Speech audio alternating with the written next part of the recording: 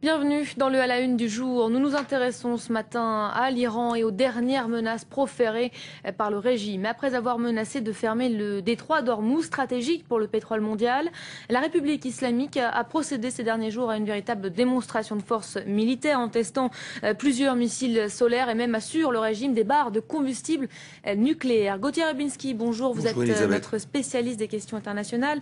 Alors ces manœuvres dans le détroit d'Ormuz n'interviennent pas au hasard. Elles interviennent dans un contexte bien particulier, dans un contexte de renforcement des sanctions américaines, des sanctions loin d'être anodines, puisque Gauthier, nous atteignons la limite de ce qui est possible. C'est la dernière limite, la dernière étape avant l'embargo. Qu'a proclamé Obama, c'est une loi qui intime l'ordre aux institutions bancaires de ne plus commercer avec l'Iran. Si des institutions bancaires commerçaient avec la Banque centrale iranienne surtout, eh bien elles seraient pénalisées et leurs avoirs seraient gelés sur les marchés financiers américains. Dernière étape donc avant l'embargo. On le voit aussi avec les faveurs saoudiennes qui ont été accordées précisément au régime de wahhabite, puisqu'ils ont reçu, ils ont acheté bien sûr, mais ils ont reçu des bombardiers F-16 américains, et on leur demande en cas de besoin de suppléer, de pallier le manque de brut pour pouvoir maintenir le commerce. Alors il faut voir qu'il y a trois types d'objections quand même à cet embargo si on devait en arriver là. C'est pour ça que pour l'instant on n'en est qu'à des mesures financières. Il y a l'objection chinoise qui dépend énormément du brut iranien.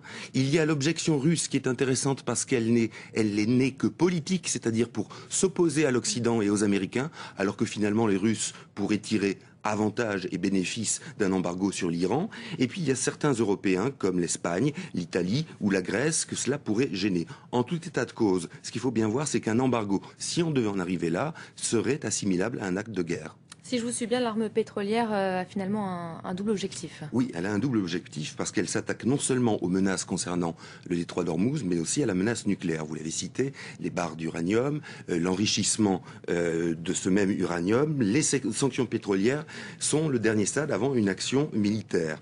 Selon les experts en nucléaire, il manquerait encore un an à Téhéran pour pouvoir enrichir à 90% son uranium, c'est-à-dire parvenir au stade où l'uranium peut être utilisé à des buts militaires.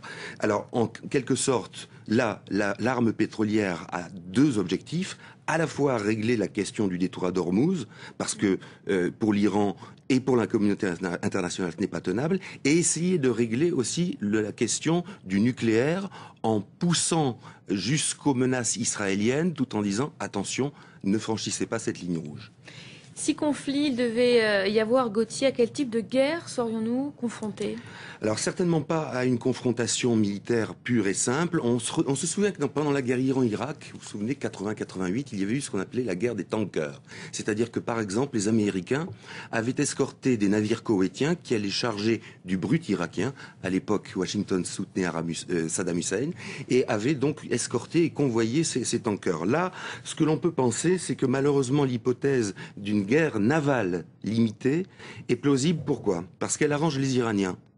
On consolide tout autour, on recimente le public iranien qui, même s'il est opposé au Mollah, est très nationaliste. Et pour les États-Unis, Barack Obama, en pleine campagne, ne passe pas pour un laxiste qui suit le fait accompli. Alors c'est là qu'on aurait une guerre plausible, malheureusement plausible, et qui servirait les deux intérêts.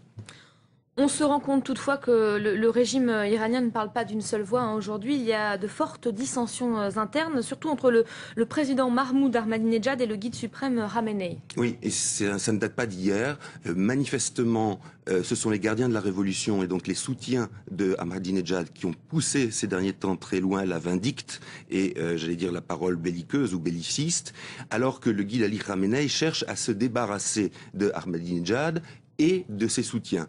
Et en pensant, si vous voulez, et l'affaire du détroit d'Ormuz est significative de ce point de vue-là, en pensant que Ahmadinejad produit ou procède à une politique suicidaire, comme si l'Iran allait s'auto-asphyxier. Parce que le blocage du détroit d'Ormuz, c'est bien sûr empêcher 40% du commerce pétrolier mondial, mais c'est aussi asphyxier l'Iran elle-même.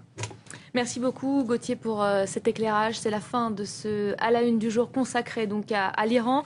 La fin également de cette demi-heure d'information. Vous restez avec nous. Vous retrouvez dans un instant Pierrick Laurent pour un tout nouveau journal.